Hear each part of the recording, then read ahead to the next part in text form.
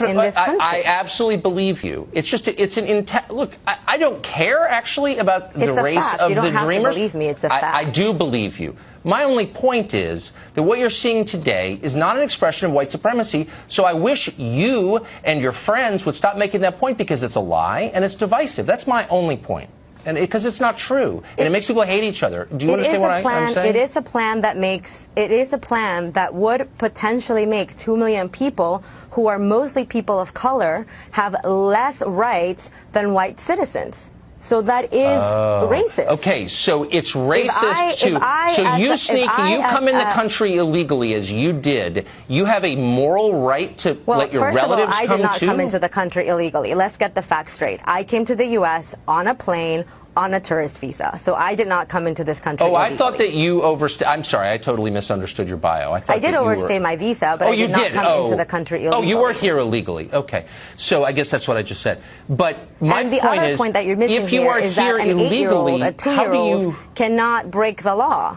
It was their parents who brought them to this country. The parents who brought them to this country. Of their own. Right. So you're saying that the parents who brought them to this country now have a moral right to become citizens also. And I'm wondering where that right comes from. Listen, if I am now a U.S. citizen, and if I want my mother to be able to come visit me and to be able to come be with me as a United States citizen, I should have that right. You have that right, right? If you had a mother who lived in a different country, you would be able to sponsor her. So you sneak into the country, you bring your child, that child gets citizenship, and now you have a right to citizenship because you're the one who caused this problem, that parent, in the first place, by bringing your child here illegally, but I have to, as a citizen, give you citizenship? How does that work exactly? No, but why should I be for that?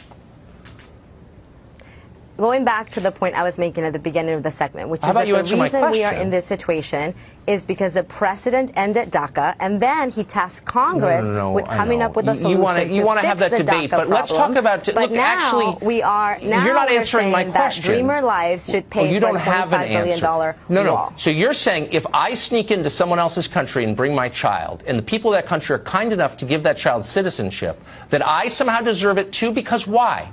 Why? That's a simple question. Why don't you give me a simple answer? I'm going to tell you why.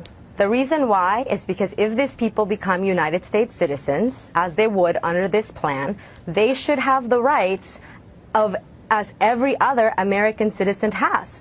Why should this person, if we're making them citizens, why should they have less rights? Because you came illegally, that's why, and we don't want to reward that behavior. Then they should have the same rights as every other United States citizen. Let me ask you really quick. So the ACLU described this as the supposed generosity of giving citizenship to people who are here illegally. Do you think it's generous of the United States to give citizenship to people who came here illegally? Do you think it's generous?